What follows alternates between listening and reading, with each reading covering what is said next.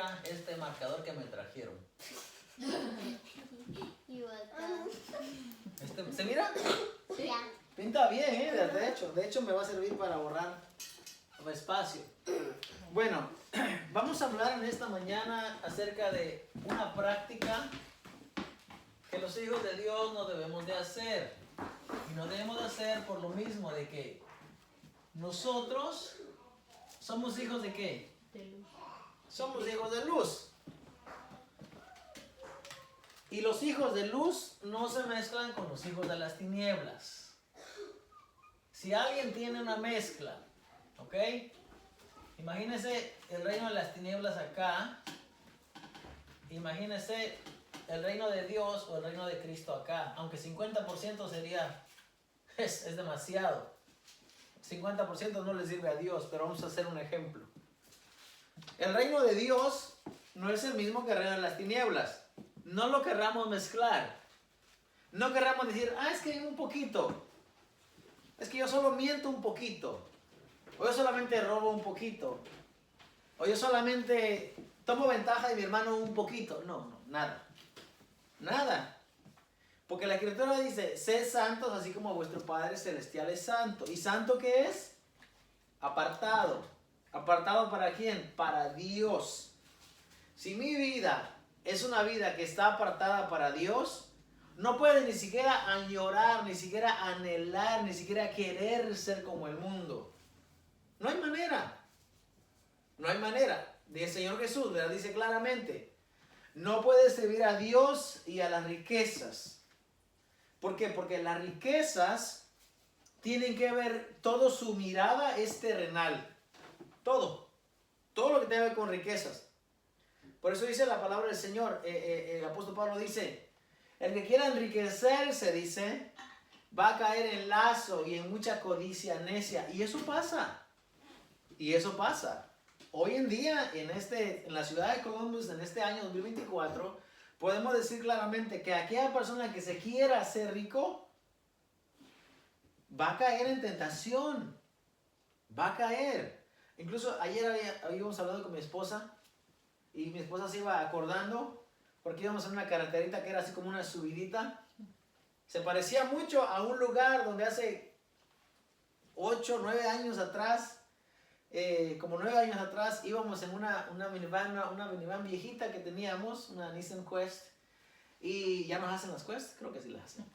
Entonces esa bencita en esa subidita se empezó a calentar y se apagó y ya no quiso dar.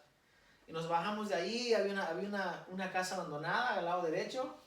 Y nos bajamos de ahí y esperamos hasta que la bencita se volviera a enfriar para poder continuar nuestro camino. ¿Por qué les digo esto? Porque hace 8 o 9 años atrás nuestra condición económica no era la misma. Hoy en día ha cambiado un poco. Pero yo hablo, mi esposa y yo sabemos que gracias a Dios lo que el Señor nos ha permitido ministrar no ha sido por quitarle nada a nadie, ni ha sido tampoco por tomar ventaja o por abusarnos de alguien. No, sino que lo que Dios nos ha dado es el fruto del trabajo, del arduo esfuerzo, de lo que el Señor ha puesto en nuestras manos. Y yo digo, tampoco hoy día podemos decir que yo no he explotado a nadie que esté trabajando conmigo y que la haya explotado como hace mucha gente. No.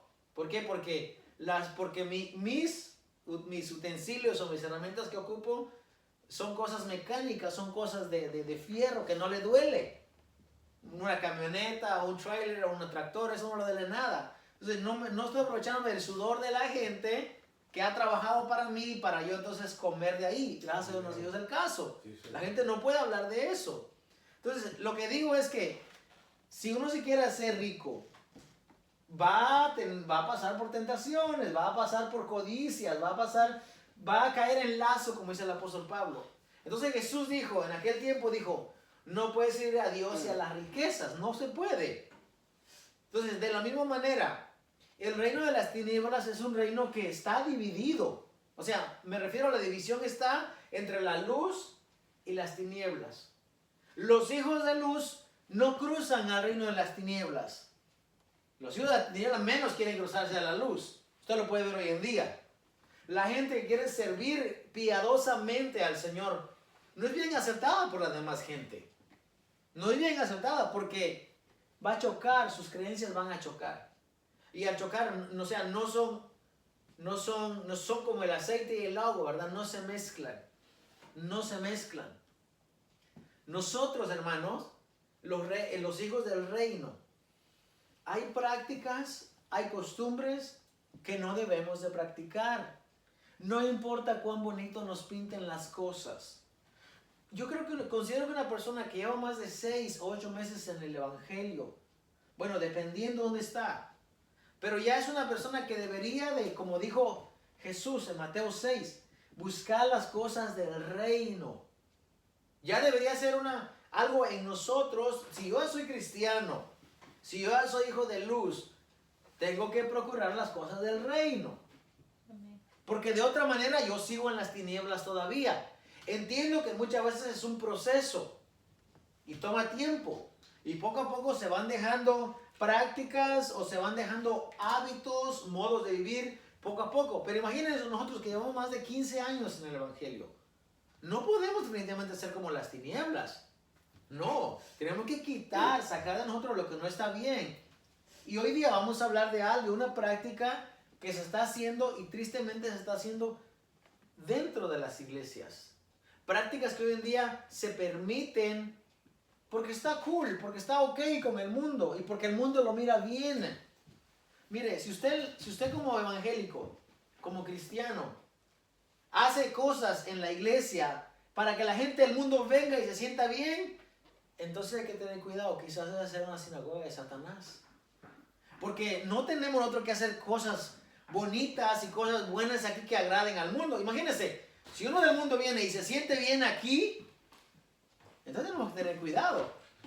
Quizás nuestro testimonio, nuestra luz no es verdadera, por eso él se siente bien. No, cuando alguien viene acá y no se siente bien, pero se está predicando la palabra de Dios, nosotros no tenemos que cambiar la manera de predicar, la manera de vivir o la manera de enseñar. Es la persona que tiene que cambiar. Ahora, si nos quedamos en 6 o en 7 personas y somos los únicos que queremos oír la verdad, alabado sea el Señor. Porque al final de cuentas, cuando usted esté delante de la presencia del Señor, no va a estar el hermano para defenderle, ni va a estar el hermano que le enseña para defenderle, ni siquiera su esposa va a estar con usted. ¿Qué habrá de sus hijos? No van a estar allí. ¿Usted no va a poder abogar por uno de sus hijos? No, porque usted va a estar solo. Ahora sí, como dice el dicho, solo y su alma. De verdad. Porque delante de Cristo no va a haber excusa. No va a decir, como dijo Adán, es que ella me obligó, la mujer que me diste me dio que comiera. Es que la serpiente me engañó. No va a haber eso. Cuando estemos delante del tribunal, vamos a estar solos. Y cada uno va a entregar cuentas de lo que haya hecho mientras estaba estando en vida. Sea bueno o sea malo. Entonces, esto se trata de individualismo, la verdad. Aunque el cuerpo de Cristo somos muchos, somos un solo cuerpo, usted individualmente tiene una responsabilidad delante de Dios. Entonces, si los hermanos, si la gente no viene, vino usted, vine yo. Y yo soy suficiente para mí y usted debe ser suficiente para usted.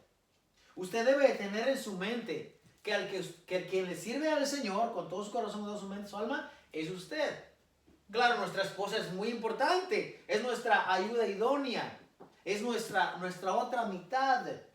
Emocionalmente ella toma un papel, toma un lugar muy importante.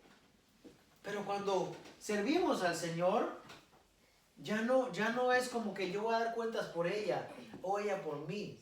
No, es individual. Entonces, el reino de Dios no se mezcla con el reino de las tinieblas. Hay tradiciones, por ejemplo. Usted sabe que hay tradiciones, como hoy en día, por ejemplo, hay tradiciones buenas y tradiciones malas. Vamos a hablar, por ejemplo, ¿qué es una tradición buena? Una tradición es algo que se hace para recordar o algo que se hace en memoria de algo. Por ejemplo, bueno, Thanksgiving realmente, la Día de Acción de Gracias, aunque la iglesia hoy en día lo ha adoptado como una tradición buena, realmente hay historias, tiene un trasfondo un tanto oscuro. Porque hay historias, por ejemplo, dice la gente, yo no digo, y están escritos en muchos lugares, que realmente la cena de acción de gracias no fue realmente... Hay dos versiones. Una versión es que ellos se juntaron para celebrar, para dar gracias a Dios porque les habían dado buen recibimiento. Y hay una versión que dice que al final de cuando ellos tuvieron la cosecha, los invitaron a que vinieran y cuando vinieran hicieron una gran matanza con los nativos. No sé cuál es la verdad. Pero vamos a hablar, vamos a tomarlo como algo positivo. Hay gente que únicamente le da gracias a Dios en ese día. Y eso no es correcto. Nosotros, por el contrario, damos gracias a Dios todos los días. Y si tomamos un día no como algo más especial, pero algo como para agradecer, ¿verdad? Por aquellas personas que llegaron, vinieron a este país y gracias a eso el evangelio se ha impartido a muchos lugares. O sea, como una tradición buena lo podemos tomar. Otra tradición buena sería el Día de la Independencia, por ejemplo. Cada país tiene días de independencia. Se recuerda el día en que fue libre de aquella nación que los oprimía. El Día de la Independencia. Otra tradición buena podría ser el día que tomamos para dar gracias a nuestra madre. Ahora, le damos gracias a Dios y a nuestra madre todo el tiempo que podemos. Pero ese día como país o como nación se junta la gente y le da gracias. Eso puede ser una tradición buena. Ahora, hay tradiciones que no son buenas y que los cristianos no debemos de celebrar. Por ejemplo, la semana que viene, el día jueves, que se celebra el Día de los Muertos o el Día de las Brujas o no sé cuántos nombres tienen. Eso realmente no es una tradición que los cristianos debemos de celebrar. Porque su trasfondo realmente es un trasfondo de oscuridad. Realmente la historia de donde eso comienza no es algo de luz, sino que viene de una historia muy oscura. Incluso la gente que le sirve a Satanás, los satanistas, en ese día utilizan para hacer muchos ritos y muchos sacrificios dedicados a esa oscuridad. Entonces, si pudiéramos ver un mapa y pudiésemos enumerar, nos daríamos cuenta que hay tradiciones ocultas de oscurantismo que los hijos de luz no debemos de celebrar.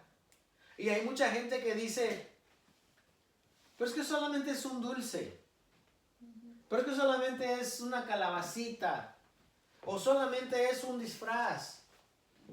Pero cuando la gente no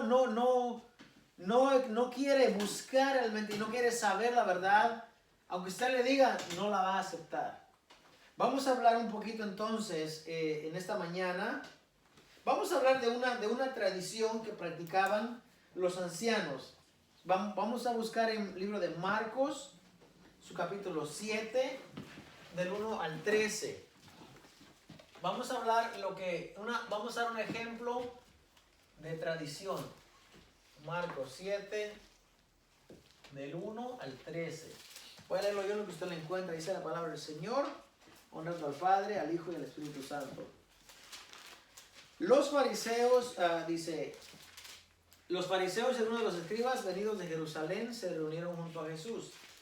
Y al ver algunos que sus discípulos comían el pan con manos impuras, es decir, sin lavar, porque los fariseos y todos los judíos, Marcos 7, de 1 al 13. Porque los fariseos y todos los judíos no comen a menos que se laven las manos cuidadosamente, aferrados a la tradición de los ancianos. Y de lo que viene del mercado no comen a menos que lo laven. Y hay muchas otras cosas que han recibido para observarlas obligatoriamente, como lavamientos de copas, jarros, vajilla de cobre y divanes para comer. Le preguntan los fariseos y los escribas, ¿por qué no andan tus discípulos conforme a la tradición de los ancianos, sino que el pan lo comen con manos impuras? Él les dijo, bien profetizó Isaías acerca de vosotros, los hipócritas, como está escrito, este pueblo me honra con los labios, pero su corazón está lejos de mí. En vano me rinden culto, enseñando doctrinas que son preceptos de hombres. dejando el mandamiento de Dios, os aferráis a la tradición de los hombres, como los lavamientos de jarros y vasos de beber, y hacéis otras muchas cosas semejantes. Les decía también, qué bien dejáis a un lado el mandamiento de Dios para conservar vuestra tradición. Pues Moisés dijo, honra a tu padre y a tu madre, y el que hable mal del padre o madre que muera sin remisión. Pero vosotros decís, si alguien dice al padre o a la madre, cualquier cosa con que pudiese beneficiarte de mí es corbán, es decir, ofrenda a Dios, ya no le permitís hacer nada en favor del padre o de la madre, anulando la palabra de Dios con vuestra tradición que habéis transmitido, y hacéis muchas cosas semejantes a esta. Bueno, el Señor Jesús está hablando acá de dos cosas. Primeramente, está hablando de la tradición que los ancianos tenían. Los ancianos decían, si no te lavas las manos antes de comer, es inmundo. No debes de hacerlo, debes de lavarte bien. Debes de lavar los jarros, debes de lavar las cosas que compras en el mercado. Y entonces el Señor Jesús no está, lo que el Señor Jesús está debatiendo con ellos es que sus discípulos, al venir con las manos sucias, toman las espigas. Otro pasaje de la Biblia dice que las frotan con las manos y las comen. Y los escribas dicen, eso está mal, eso no se debe de hacer. Entonces Jesús le dice, ustedes son unos hipócritas. Y Jesús le dice con esa autoridad, son unos hipócritas. Porque el Señor, porque Dios dice, honra a tu padre y a tu madre. Pero ustedes dicen, basta, o sea, es suficiente con que un hijo diga, lo que te iba a dar de ofrenda para ti, lo que te iba a dar de ayuda a ti, como padre, como madre, ahora es corbán. Corbán quiere decir algo sagrado o algo apartado para Dios. Entonces ya no te lo puedo dar, porque pues ya se lo que a Dios. ¿Y sabe qué hacían los fariseos o los directores del templo?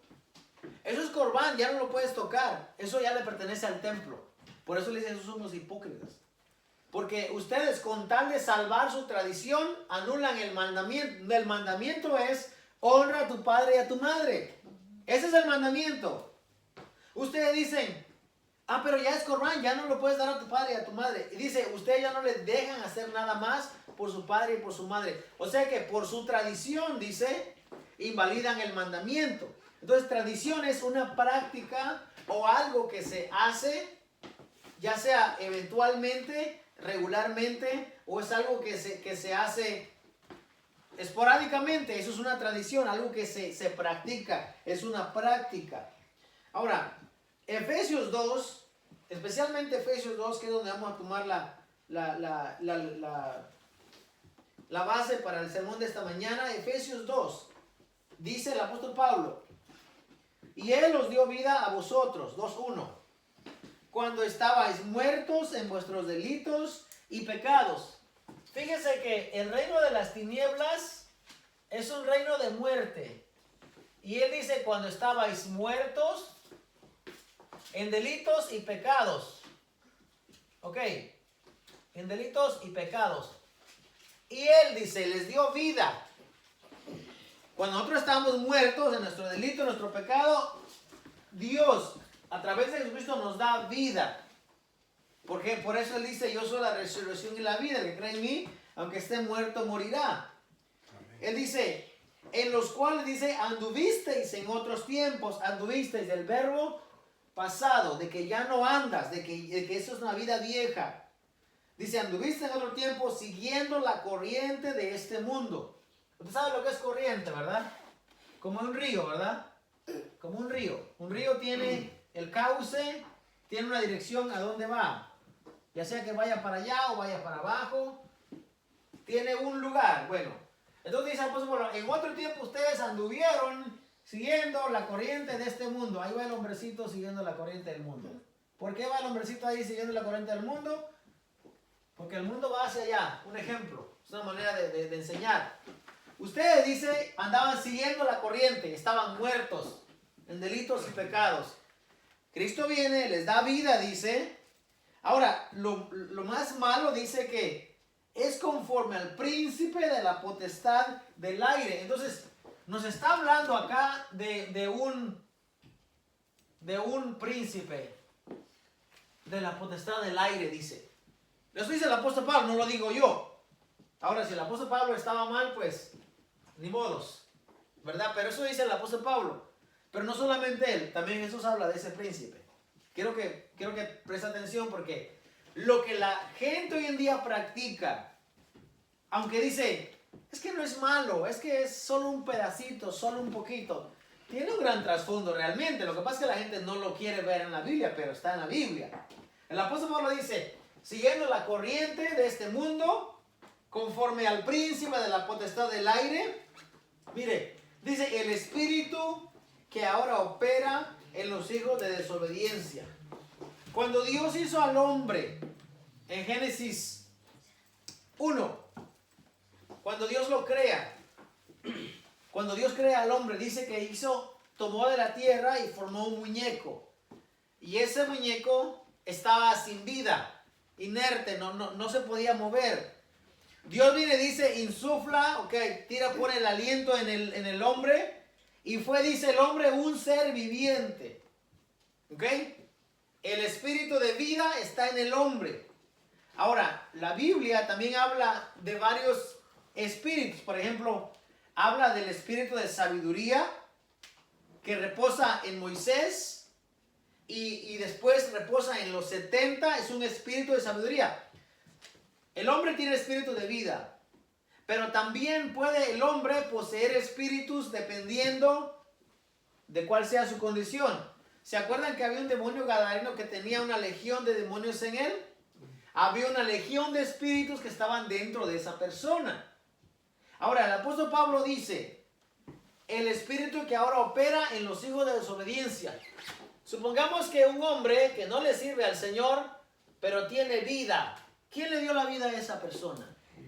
Dios, a través del espíritu que pone en Adán, la persona un ser viviente, esa persona tiene vida.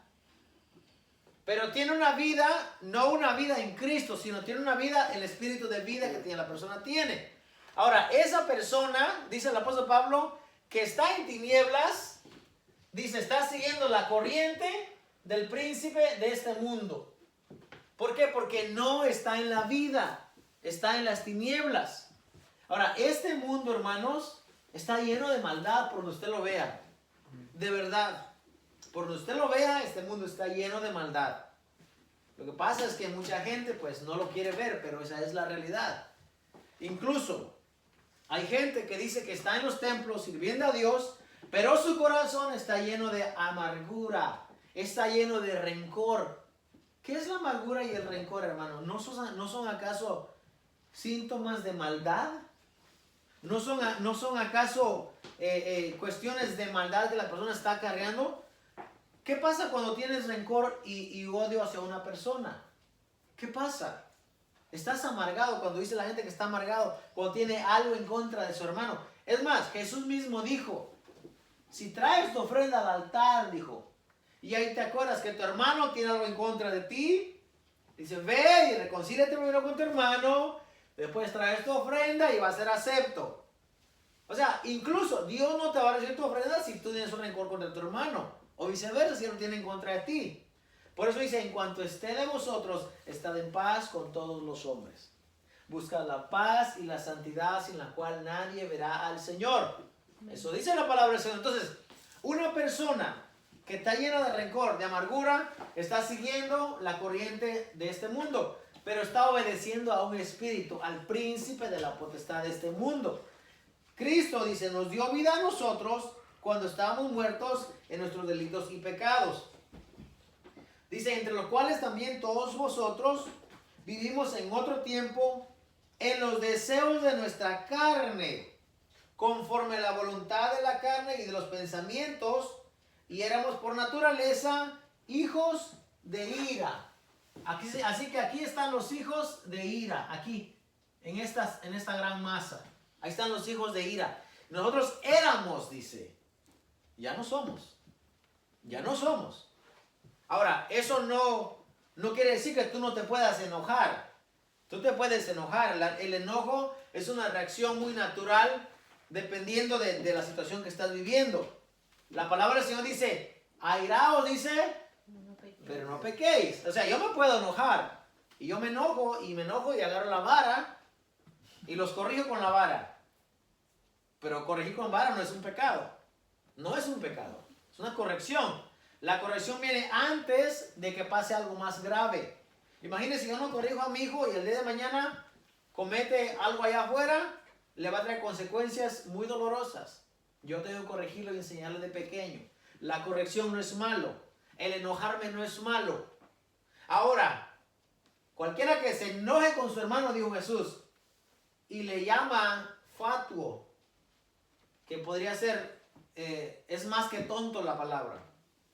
Es una palabra más fuerte aún. Dice, será culpable de juicio.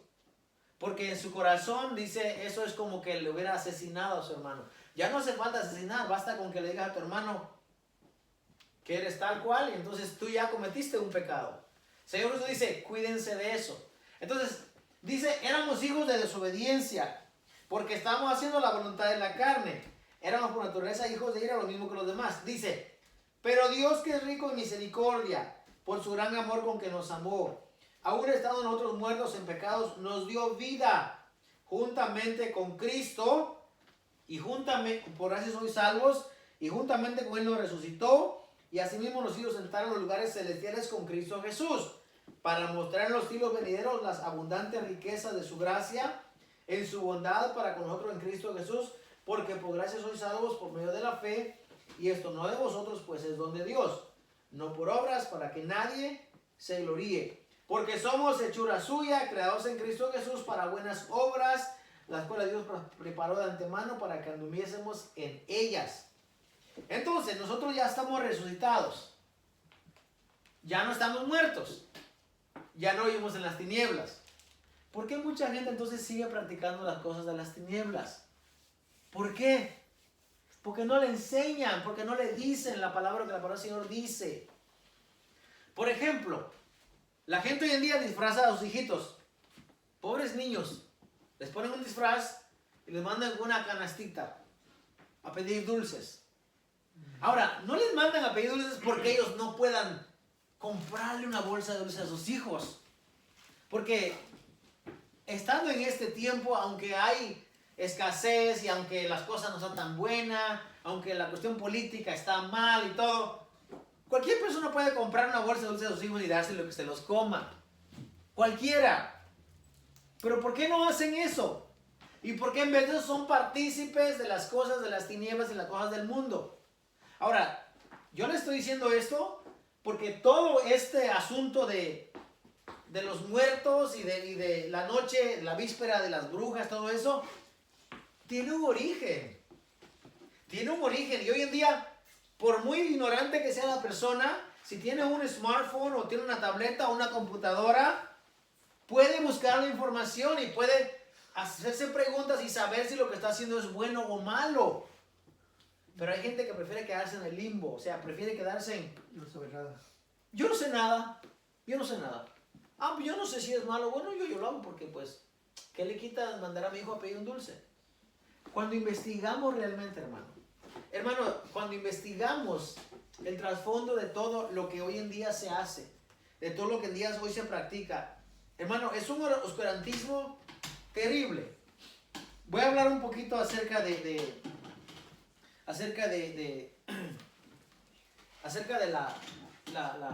la calabaza, ¿no? Lo que la gente pone hoy en día en sus puertas. Es conocida, como dice, como la noche de brujas, como la víspera de todos los santos, cuando todos los santos vienen, según. Es una celebración cada vez más extendida en el mundo occidental, pues detrás de ella se esconde toda una historia de más de 3000 años de antigüedad. Los niños se disfrazan, salen a las calles decoradas con calabazas en busca de caramelos, golosinas o cualquier tipo de dulces con la frase truco o trato. Mientras la alegría invade a las familias y grupos de amigos que quieren pasar un buen rato, dice. Ahora, la fiesta la brutal fiesta con sacrificios humanos y brujería, dice, fue prohibida por Roma.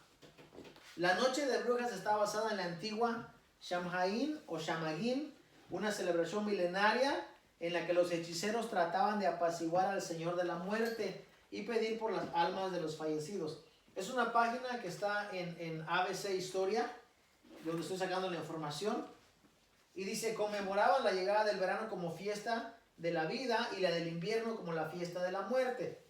Calabazas, disfraces, música, lo que hoy en día se conoce como Halloween, las costumbres que nos han llegado empaquetadas desde Estados Unidos gracias a las películas, poco tienen que ver con la fiesta de la que proviene y que es el origen de esta celebración. O sea, hoy en día se ha tergiversado y se ha manipulado de otra manera. Una conmemoración celta, dice, milenaria, en la que los druidas, que era una raza antigua, dice, de la antigua Britania, pedían por las almas de los fallecidos al dios de la muerte. Se encendían gigantescas fogatas para ahuyentar a los espíritus malvados. Y además se llevaban a cabo sacrificios humanos para ver el futuro. La barbaridad a la que llegó fue tal que cuando los romanos arribaron a las islas, prohibieron, dice, parte de las actividades. Con todo, los orígenes de la fiesta se han difuminado en el tiempo, provocando que las interpretaciones sobre qué diablos se hacían en aquella celebración sean muchas. De hecho, se desconoce el momento exacto en el que empezó a suceder. Tal como se sabe que tenía como protagonistas a los hechiceros británicos, y ya que se practicaban antes de la conquista romana de las islas, una campaña militar que comenzó con Julio César en el año 55 a.C. y que se empezó a materializar definitivamente en el año 43 con Claudio. Independientemente de la fecha concreta, todas las fuentes coinciden que el Samhain giraba alrededor de los druidas y los sacerdotes del grupo celta como una fiesta satánica y espiritista. El trasfondo, hermano, de donde vienen las actividades de hoy en día que se celebran, no es algo que empezó ahora en el año 2000, es algo que viene de mucho más atrás.